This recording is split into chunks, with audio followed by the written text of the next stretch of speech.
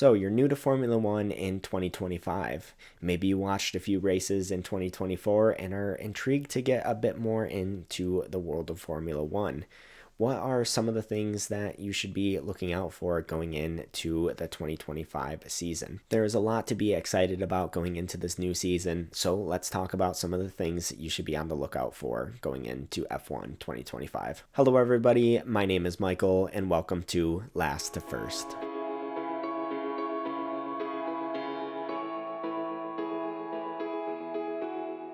To begin, I think we have to take a look at the 2024 season and why it was so interesting and surprising. Going from 2023 to 2024, there were not very high expectations. 2023 was absolutely dominated by Max Verstappen and Red Bull.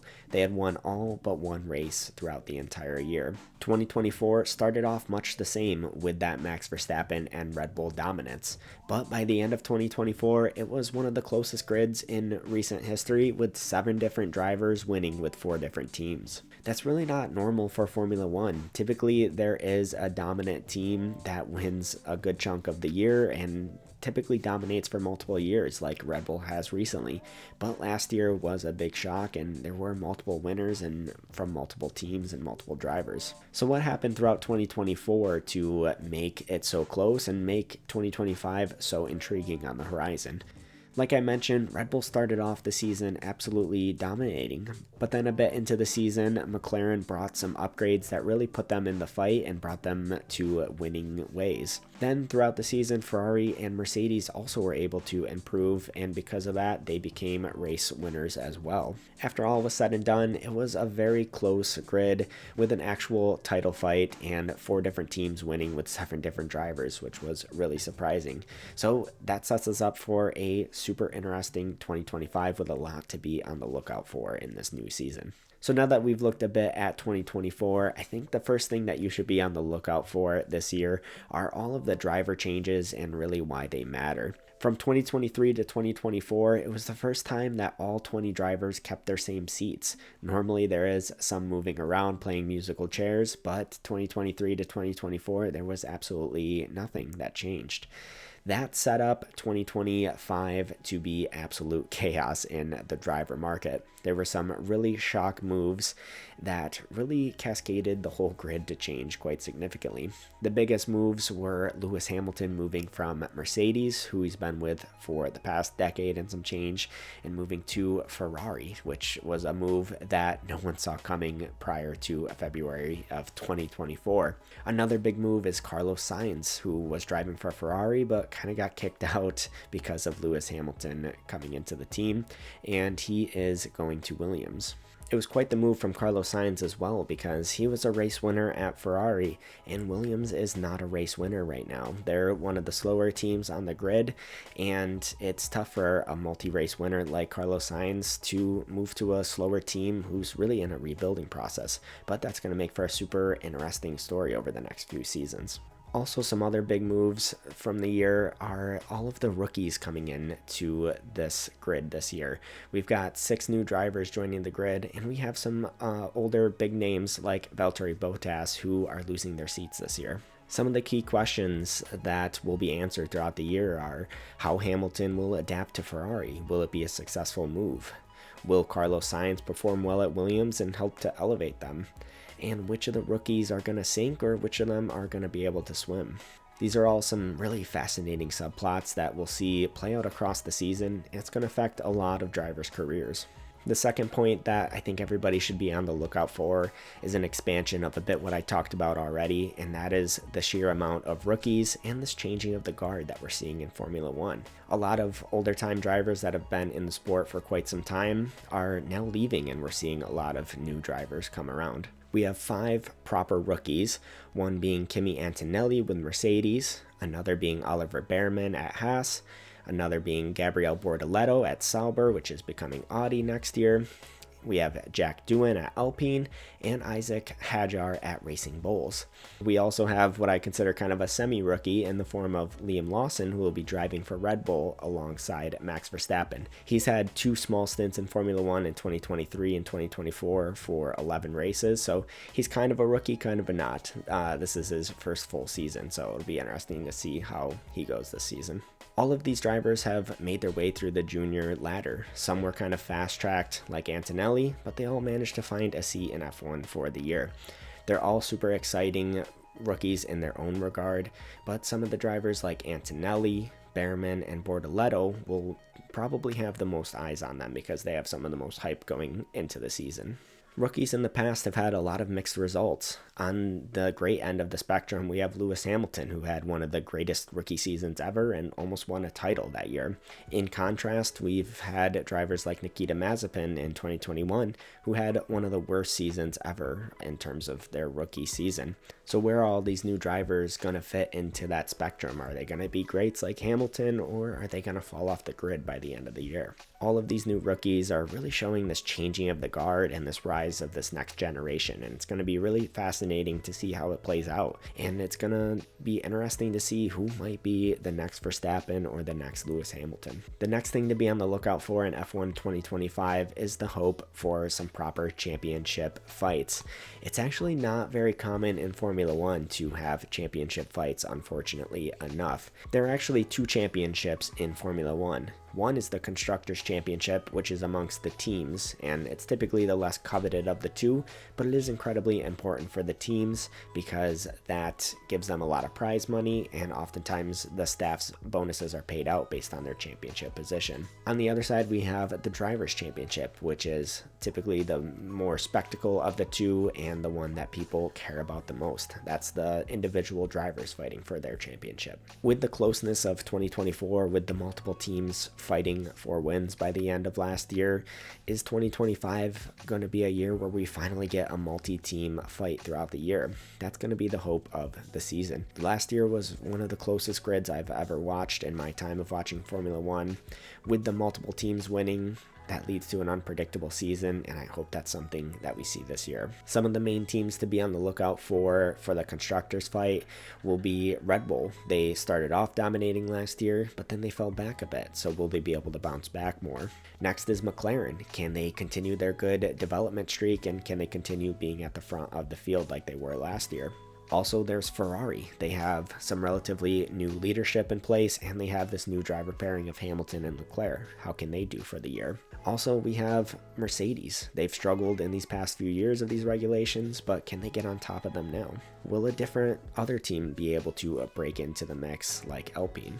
Some of the drivers to look out for in the Drivers' Championship, of course, starting out with Max Verstappen, who is the reigning champion, and he'll realistically be going in as the favorite because he was able to win the past few years in a row, and there's every chance in the world that he will be fighting for it again this year. The next driver is his championship protagonist, Lando Norris, with McLaren. Since they were one of the fastest cars on the grid by the end of last year, there's every chance that Lando Norris will be able to fight for the title as well this year. Also, we have to look at the chance for Charles Leclerc and Lewis Hamilton at Ferrari to be potentially fighting for the championship.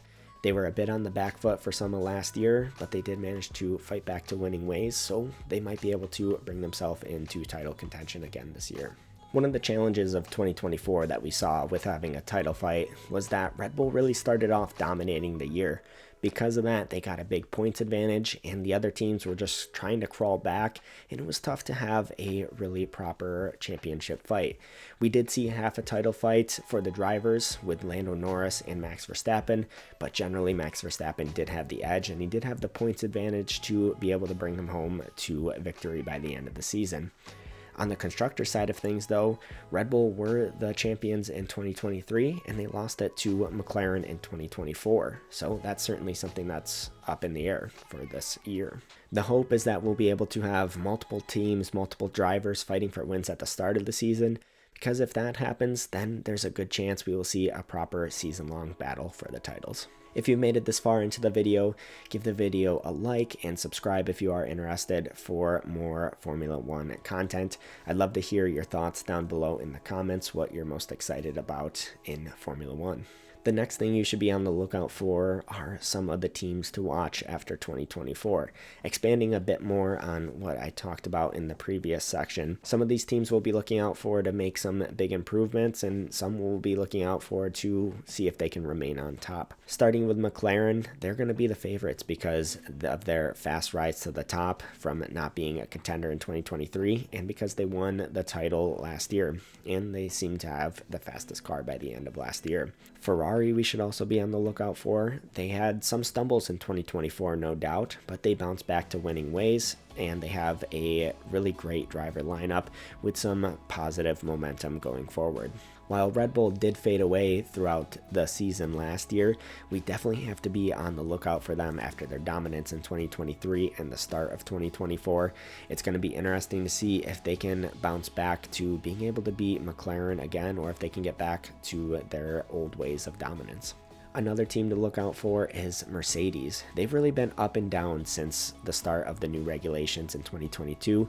They had previously dominated from 2021 and earlier, but they've had a lot of false dawns where they thought they cracked the code of their car, but they just weren't able to continue that. They would win a couple of races, and then next thing you know, they would be the fourth fastest car. So will they be able to finally crack the code and consistently be at the front with McLaren? The next team I think is a bit of a dark horse, and that's Alpine. They were honestly pretty terrible for most of 2024, but they made a big turnaround by the end of the season. And they're just on a pretty positive trajectory with a lot of staffing changes and seeming to get a better grasp of their understanding of the development of their car. I have a feeling they might be able to fight with some of the teams like Mercedes at some point in the season, and I think they're going to be one to watch this year. The next team has a super important year on their hands, and that's Sauber, who is going to be transforming into Audi starting from 2026. Their 2025 trajectory is going to be super important. They were the last and slowest car on the grid last year, so it's going to be really important for them to start showing some progress and start showing that they're able to fight for points more consistently before the takeover of Audi in 2026. The last team I want to touch on is Williams, and they're going to be a really interesting team to be on the lookout for. Yes, they're fighting at closer to the back of the grid these past few years, but with the signing of Carlos Sainz, they have a really brilliant lineup with him and Alex Albon. They're both really capable drivers who will be able to score some really good points for the team. They might be able to pull off some really surprisingly good results by the end of the year, I have a feeling. The last point I want to touch on that I think we should be on the lookout for, and it's one that's kind of an invisible foe throughout the year, and that is the impact of the 2026 regulations. Every few years, F1 changes the rules, and 2026 is a very big one. There's going to be new engine and aerodynamic rules that are likely going to shake up the order of the grid. The challenge for the teams is they're going to have to balance developing their current 2025 car while preparing for 2026. What we're likely to see is that teams will be putting on some upgrades to their cars for the first half of the year, and then as the year continues, they're going to taper off with putting upgrades and move their focus towards 2026. I would suspect that we could see some potential opportunities for changing up performances of the teams in the first half of 2025 because of the opportunity for upgrades, but I bet as the season goes on, the team's performances will probably remain pretty consistent as they shift their focus to 2026. What will be interesting to see as well is if we have some teams who are maybe underperforming, like an Aston Martin, who might just write off 2025 so they can focus solely on 2026 and really hit the ground running then. If a team is to completely write off 2025, then we're likely going to see them fall down and down the order of competitiveness. Who keeps pushing on with development for 2025 versus who switches off for 2026 is going to have a really big impact on the championship. And while it might be a kind of invisible thing to be on the lookout for, I know everybody in the F1 community will be talking about it, and it's certainly going to have a really big impact on the year. So those are some of the things that I think you should be on the lookout for this year if you are new to Formula One in 2025. Let me know in the comments below what you guys think. What are you excited for? How much Formula One, if any, have you watched? And are you intrigued to see a bit more this season? If you are interested, give the video a like and a subscribe, and you can follow me on social media. I'm on X as Last to First Real, first spelled F1RST, also on Instagram as Last to First, first spelled F1RST. So thank you all for tuning in, and I'll see you in the next one.